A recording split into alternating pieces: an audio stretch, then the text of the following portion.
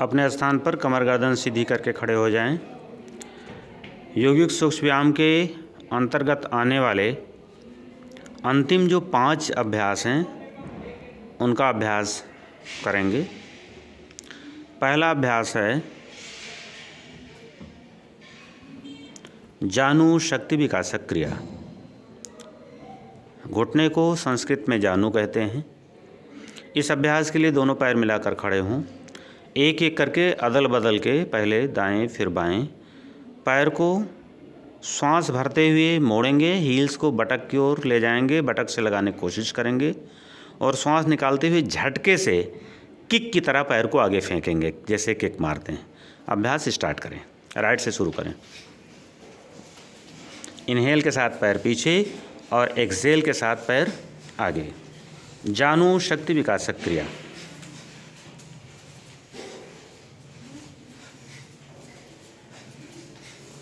एक एक पैर को कम से कम राइट और लेफ्ट दोनों को करके एक माने और 10 टाइम्स कर लें, मिनिमम 10 टाइम्स।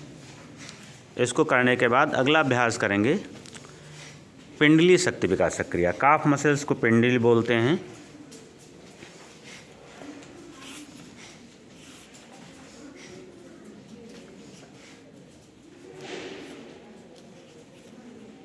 नेक्स्ट, पिंडली शक्ति विकासक क्रिया के लिए दोनों पैर मिलाएं, दोनों हाथ कंधे के बराबर उठाएं, मुट्ठी बंद कर लें, अंगूठा अंदर, कंधे के बराबर सामने से श्वास भरें।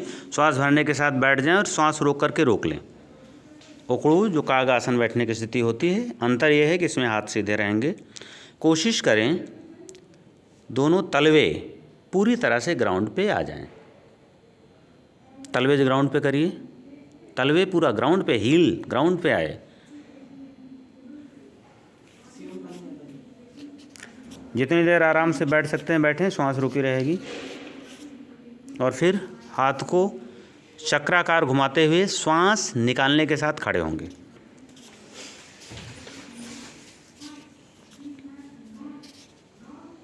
एक बार और करेंगे इसी को। पिंडली शक्ति विकासक क्रिया। हाथ कंधे बराबर लाएं, श्वास भरते हुए बैठ जाएं, श्वास रोककर रोकें।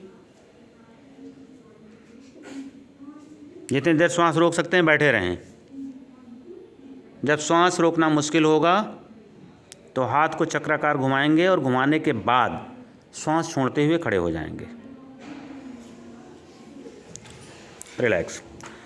अब अगला अभ्यास पादमूल शक्ति विकासक क्रिया। पादमूल शक्ति विकासक क्रिया करने के लिए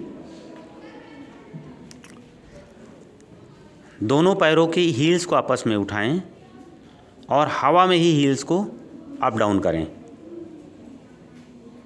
कोशिश करें, पूरा ध्यान रखें इस बात का कि एड़ियाँ ज़मीन से न लगें, हवा में ही अप डाउन हो। जितनी देर कर सकते हैं उतनी देर करें। इसको भी अप डाउन को एक मान के कम से कम 20 से 25 बार तो करें ही।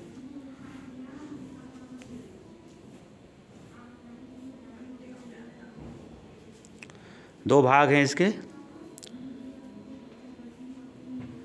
पादमूल शक्ति विकासक क्रिया के 2 भाग हैं। पहला भाग आपने इस तरह से किया।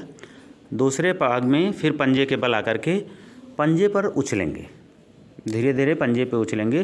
कोशिश करें केवल टोज, बिल्कुल अगला हिस्सा उंगलियों का जो टिप है टोज, वो ग्राउंड से लगे। तलवा ग्राउंड से ना लगे, उसी टोज पे ही।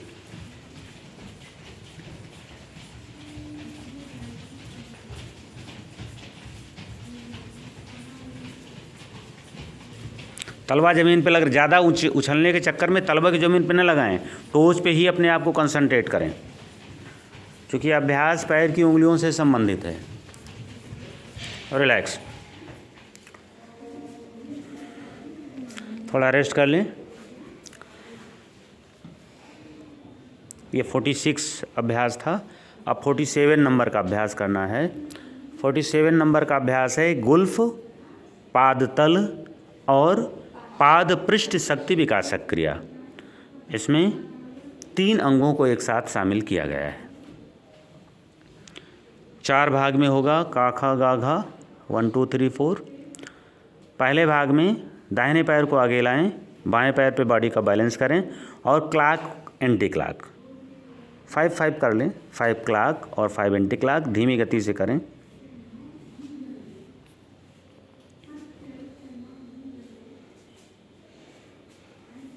खा भाग में इसी पैर को पीछे ले जाएं और पीछे ले जा करके बॉडी का बैलेंस रखते हुए क्लॉक और एंटी क्लॉक गोल गोल घुमाएं।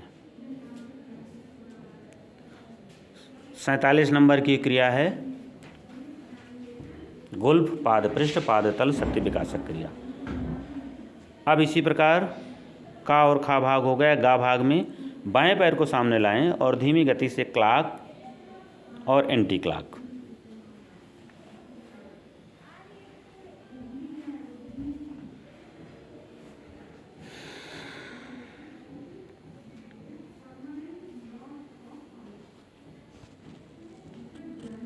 घा फोर्थ भाग। अब बाएं पैर को पीछे ले जाएं और पूरी तरह से अपने मन को, अपने ध्यान को अपनी बॉडी पे रखते हुए बैलेंस बना करके क्लॉक और एंटी क्लॉक।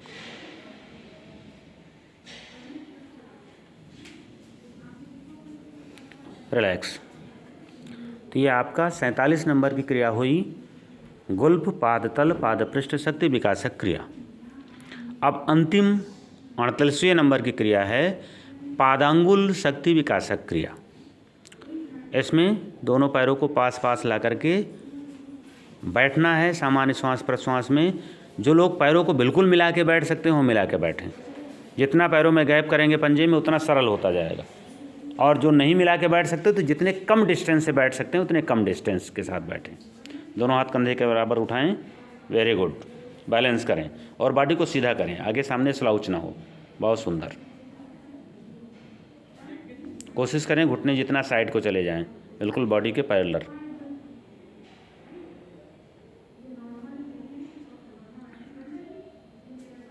दस तक गिनती गिनना है अब से, कम 10 सेकंड रुकें। 1 2 3 4 5 6 7 8 9 10। वापस रिलैक्स। ये 48वें नंबर की क्रिया हुई। तो आज हम लोगों ने अंतिम 5 क्रियाएं सीखी और इस तरह से आपके 48वें क्रियाओं का अभ्यास यौगिक सूक्ष्म व्यायाम के अंतर्गत संपन्न हुआ। बैठ जाएं अपने स्थान पर।